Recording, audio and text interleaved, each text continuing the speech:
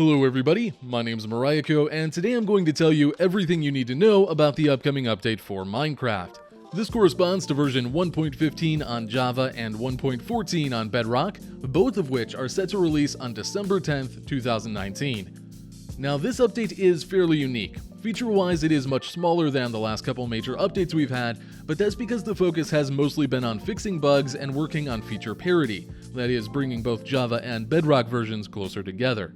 That's not to say this update doesn't have some big changes of its own, just that there are a little bit less of them. We also have been given a pretty good look at the content of the following update already, but we can talk about that very briefly at the end. For now, let's find out what all the buzz is about in Minecraft, the Buzzy Bees update. So that title makes things pretty clear. The central feature of this update is bees, a neutral mob that can spawn near new naturally generated blocks called bee nests found on trees in a few different biomes.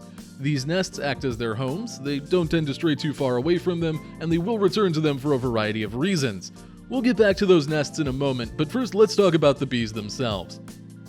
These bees are a little bit different than the ones you may be familiar with if you're a modded Minecraft player, notably by their rather substantial size and the fact that each one is their own individual mob. Like several other neutral mobs that form groups, the bees will generally not bother with you at all, but should you anger one of them, they will all be coming for you. It's a pretty ominous sight given that their eyes will also start glowing red when they're angry. Granted, they aren't actually that dangerous. If a bee manages to sting you, it will only do 2 to 3 damage, so 1 to 1.5 hearts, though it will also give you 10 or 18 seconds of poison if you're playing on normal or hard difficulty respectively. It's also possible to avoid them by jumping into deep water, as they will try to avoid going into it, and if they do, they'll immediately start taking damage. They also can only attack you once each, as much like in real life, when a bee attacks you, they will lose their stinger. Unfortunately, also like in real life, a bee that stings you will also itself die, which happens about a minute later. If you're still weary of them for some reason, then a Bane of Arthropod sword will deal extra damage, which given they only have 10 health will likely kill them, but come on, who could hit that little face? They also won't drop anything, so there's really no reason to be killing them. Beyond that, they do have some similarities to other neutral mobs. You can attach leads to them, even if they're angry, and they will follow you around if you're holding a flower. You can even feed those flowers to them to breed 2 bees together and get a baby bee. Their love of flowers isn't only for breeding though, they will also actively seek out flowers while flying around the world. Once they find a flower they like, they will circle around it, eventually reaching the flower, which will cover them in pollen, as indicated by some white dots on their body. Once this happens, the bee will make their way back towards their nest, but you'll notice they're leaving a trail of particles behind them. These particles of falling pollen actually act similar to bone meal, periodically growing various crops and berry bushes, as well as melon and pumpkin stems that the bee happens to pass over. This is limited to only happening 10 times each time the bee gathers some pollen, and there is also a limit on how often it can happen, but it could still be used to increase the rates of your farm slightly. So why do they collect pollen, and what happens when they reach their nest? Well, that brings us to the bee nest blocks themselves. These will generate naturally on trees and plains, sunflower plains, and flower forest biomes, and this will happen with a 5% chance on each oak or birch tree when the terrain is first generated. This makes them particularly common in flower forests where those trees are much more plentiful than in the other 2 biomes. You can pick these nests up to move them, which will even keep the bees inside and bring them along with you, but you need to use Silk Touch in order to do so. Breaking them without Silk Touch will just destroy the nest and anger every bee in the area, including those inside. If you, for whatever reason, wanted to destroy a nest without picking it up, then you could also place a lit campfire within 5 blocks directly beneath it, and the smoke will pacify the bees inside so they won't get angry. These nests serve as a home for the bees, allowing up to 3 of them to stay inside the nest block at one time, and the bees will return to them for 3 different reasons. They return here both at night or while it's raining, and will wait inside until it's both clear and daytime out to go out in search of flowers again.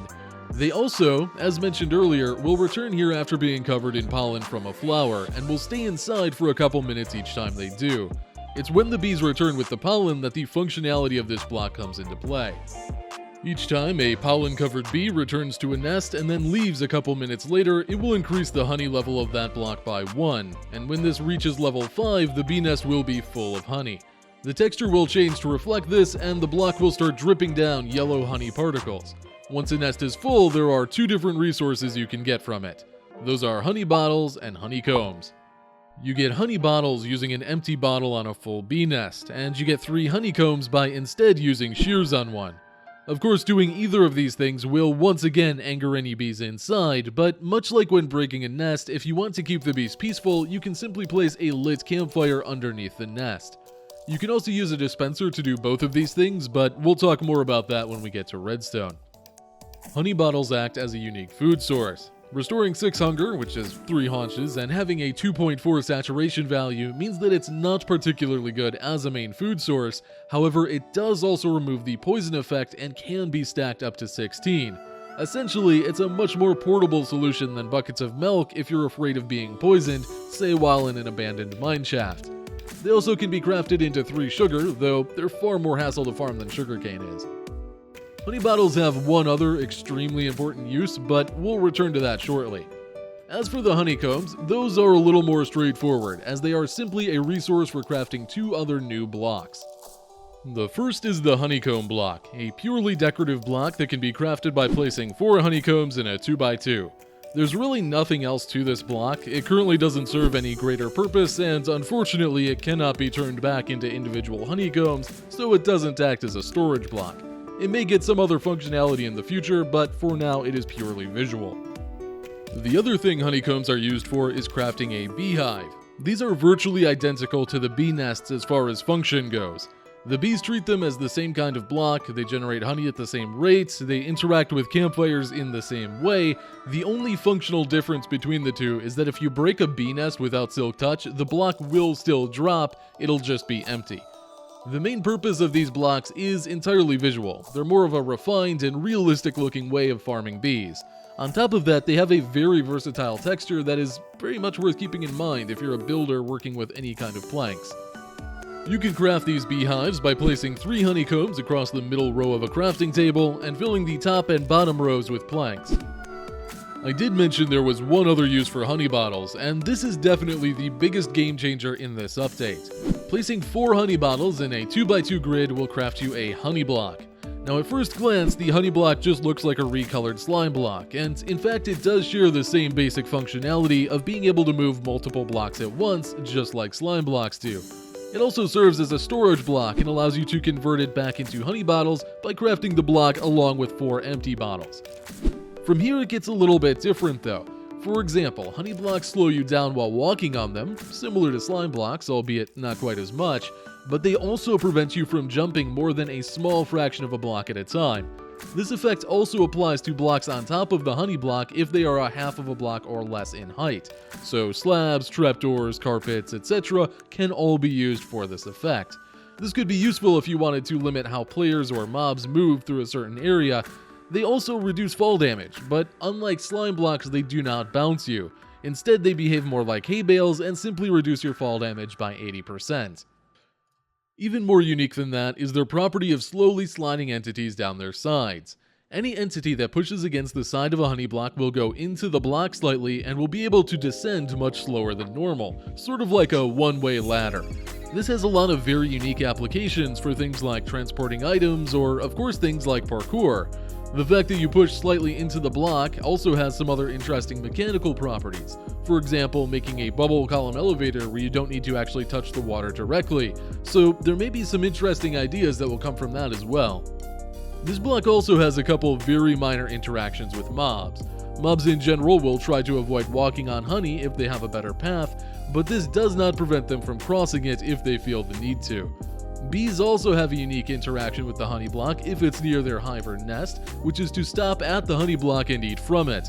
This doesn't actually do anything to the block nor the bee, it's just kind of a hidden quirk of the block. However, the true magic of the honey block lies in redstone, or more specifically what we've been calling slimestone, making contraptions utilizing the sticky properties of slime blocks. The first thing we need to establish is, unlike slime blocks, the honey blocks are actually considered transparent, which means a redstone signal cannot pass through them. This has pros and cons. It means that certain builds designed for slime blocks cannot work with honey blocks interchangeably, but it also gives us an alternative to slime blocks in situations where we prefer the transparent block behavior. Now, the first big advantage that honey blocks bring to Redstone is that any entity on top of them will actually travel along with them. If you've ever tried moving entities using slime blocks before, you know that it could be a pretty inconsistent process to say the least. With honey blocks, this isn't an issue, they just drag the entity along with them. Obviously, this is great for things like flying machines, but really all kinds of builds can be improved thanks to this. There is an even greater advantage they bring to the game though, and that's that they do not stick to slime blocks. This may not sound like a big deal if you're not a technical player, but this is truly revolutionary. Many contraptions that were built around slime blocks can be massively expanded or made substantially simpler thanks to this feature. Essentially, whenever we would work with slime blocks in a complex contraption before, we were always contending with keeping different parts of the system from sticking to each other, especially with machines that were tiled. It was also very difficult to work around the push limit of pistons when working with bigger projects. The honey blocks substantially improve both of those situations. Things like flying machines can be made much more tileable and more stable, moving large platforms is infinitely easier, we now have much more freedom with large-scale piston doors and things of that nature. It just opens up a huge array of possibilities for the game. Now, of course, while bees and their related blocks are the main focus of this little update, there were other changes as well. There were a handful of minor changes to existing blocks. For example, campfires can now be extinguished by right-clicking with a shovel and lit with fire charges, including from dispensers. Rails will now be oriented to the direction you are looking as you place them if there are no other rails to connect to, instead of defaulting to north to south. Stripped wood blocks can be crafted from stripped logs using the same 2x2 pattern as regular logs to wood. Dark prismarine is now crafted with black dye instead of an ink sac. The composter recipe changed in Java to match the Bedrock recipe, which is 7 slabs in a U shape. And iron doors now require a pickaxe to be picked up. If you break them without it, the door will just break. Redstone also got a series of smaller changes, many of which tie back into the bee content we looked at earlier. Most notably, this applies to dispensers, which can be used to automate the honey bottle and honeycomb farming. A dispenser using shears can be activated when facing a full beehive or nest, and it will remove the honeycombs for you. These do just kind of pop out, so you will need to set up a catching system of some kind, but it's easy to set up and does not anger the bees when you do it this way. This can also be done to collect honey if you instead give the dispenser some empty bottles. However, this may not work quite as you expect it to. If the dispenser is triggered when the hive or nest is full, then it will create a bottle of honey and then store it back in the dispenser itself so long as it has the space to do so. Of course, if you trigger the dispenser again, the honey bottle has a chance of being shot out through the block, but you can easily extract them from the dispenser using an item filter.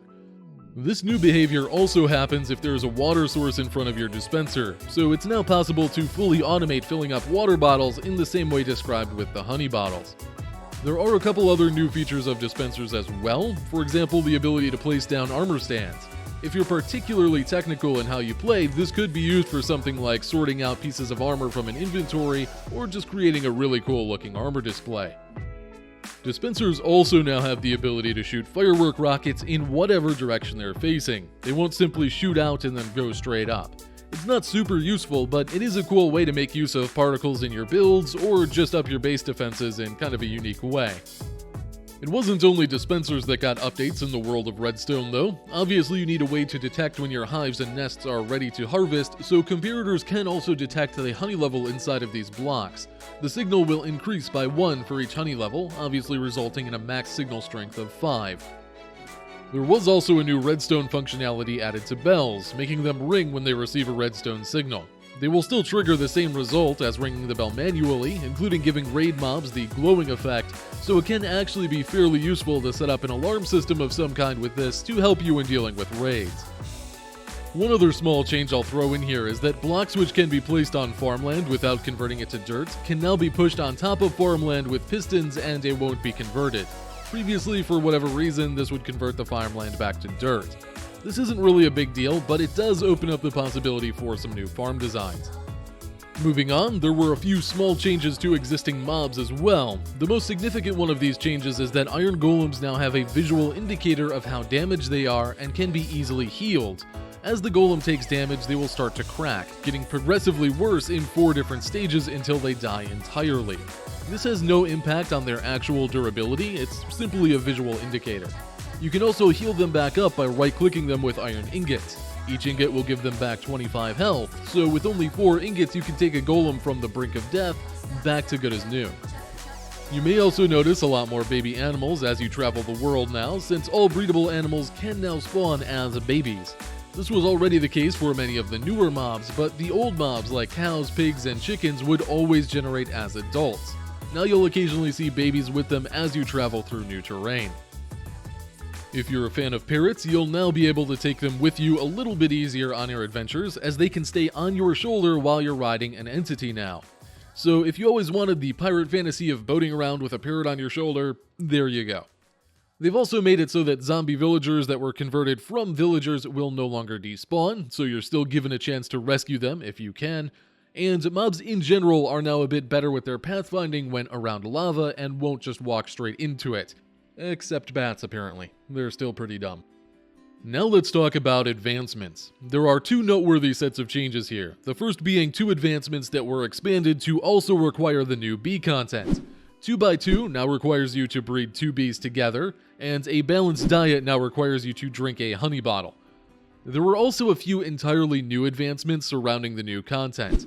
A sticky situation for breaking your fall with a honey block, Be Our Guest for safely collecting honey from a beehive by pacifying the bees with a campfire, and Total Bee Location, moving a bee nest that has 3 bees inside of it by using Silk Touch.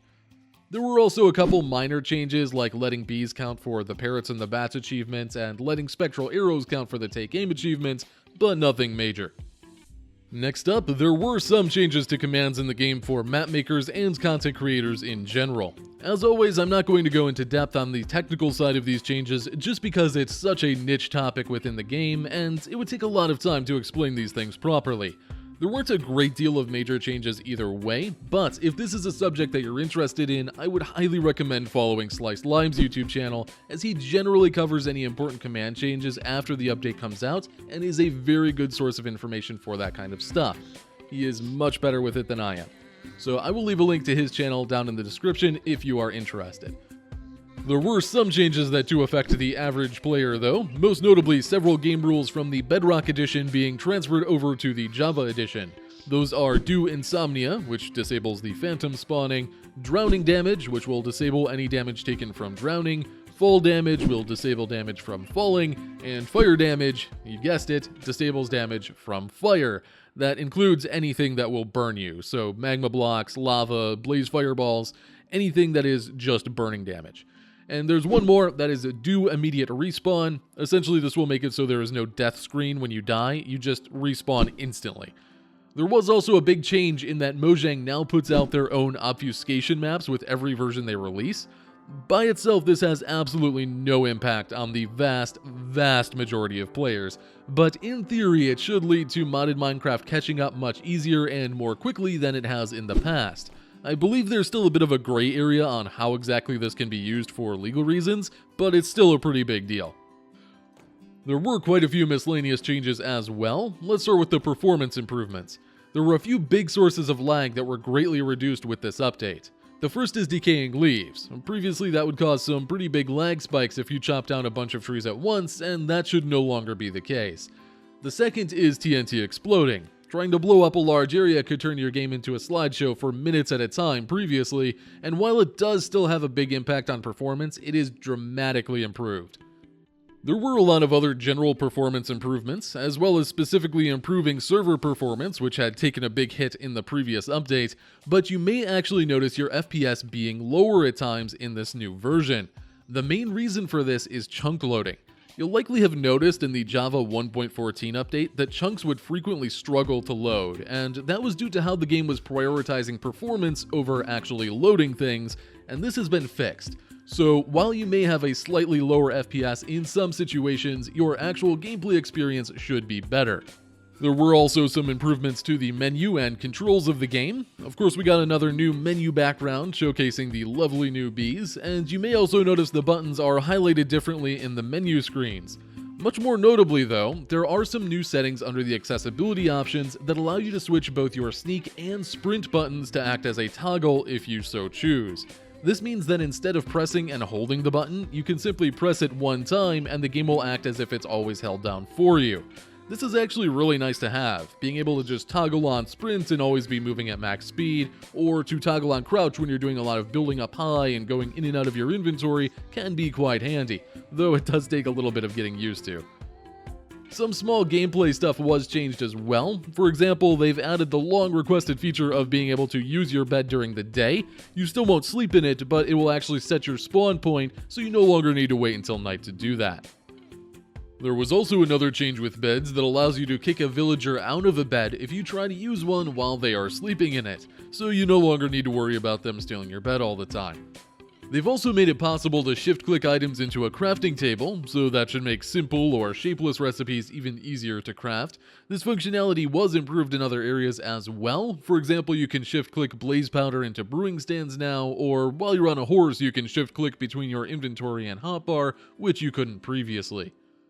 Some changes were also made to items that can be used as fuel. Boats can now cook 6 items at a time instead of just 1, and scaffolding can cook 2 items instead of needing 4 scaffolds just to cook 1 item like it was previously. The scaffold change may not actually stay that way because, well, that does make them dramatically more efficient than the ingredients that go into them, which is a little bit strange, but for now at least they are a very good and very easily renewable fuel source. A particular villager trade was also changed. Previously it was possible to buy bookshelves for less than you can make by trading back the books inside of them, meaning you could get infinite emeralds. That's no longer a thing. You can now activate your elytra right after you jump, instead of waiting until you start to fall. This makes taking off with your elytra much easier than it was before. Wet sponges will now dry out instantly when placed in the nether. There's also a new death message for people who die to bees, that being victim was stung to death. They added a new language option for the Yiddish language. And also, due to upgrades to the underlying rendering engine of the game, OpenGL 2.0 is now required. This shouldn't have any effect on the vast majority of people, but if you're playing on a particularly old computer, it may no longer be supported. There is one other change to the game that doesn't really do anything for this update, but is a great addition for the future. Biome information can now be stored at individual Y levels, meaning that biomes can actually overlap each other vertically. They could, for example, make a biome that exists only at the very top of the tallest mountains and has some special properties to it, but it would still be a normal mountain biome beneath that height. It looks like they've already started using this feature in the update after this one, which we will talk about very briefly in a moment, but this also means very promising things for the potential of a future cave update, which has been heavily requested recently. Just something to keep in mind. One last topic for the Buzzy Bees update. Obviously there were quite a lot of bug fixes. The vast majority aren't particularly noticeable, but some of them do have a distinct impact on the game, and I'd like to list off some of the more noticeable ones. Writable entities should now behave as expected when dismounting, not teleporting backwards randomly or placing you in strange spots. Leads will no longer break, disappear, or turn invisible when in unloaded chunks.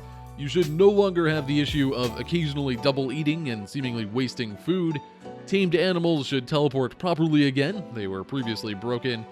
Endermen can no longer teleport on top of waterlogged blocks. A quick note about this one, this change was made so they wouldn't teleport into water, but for now this also includes blocks they technically would be safe to teleport on top of, like waterlogged upper slabs. This will probably change at some point, but currently it means that you can easily make floors that Endermen will not teleport to. So, next up, you'll occasionally see birch trees in the dark forest biomes again. Cartographers will no longer sell maps to previously explored areas. Quick note here as well, this may not be reliable with old worlds with already explored structures, but should apply to any that are explored going forward. And one final one, chunk errors should be a bit less common now, as some bugs that were causing them have been fixed. And with that, I do believe we have finally covered everything you need to know about the Buzzy Bees update. You should now know what to expect once the update drops on December 10th. That being said, before I go, I do want to give you just a tiny preview of what's coming in the following update, because they have shared quite a lot about that one as well. Clearly, the team that handles creating new content has mostly been focused on that following update, and it's looking pretty cool. The next major update, after Buzzy Bees, is going to be a Nether update. We know that they're going to add biomes to the Nether. So far we've seen 3, with the Soul Sand Valley and the 2 types of Nether Wart Forest, which both look pretty cool. There's some new mobs as well. So far we've seen some living pig people called piglins, which we'll have some kind of interaction with, and some hulking boar-like creatures called hoglins. Lighting soul sand on fire will make blue flames, and there's a bunch of new blocks shown just in the tiny preview that we've gotten.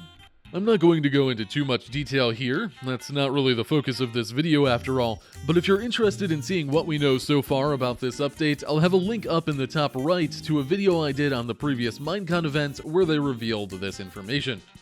And with that, I think we're finally done.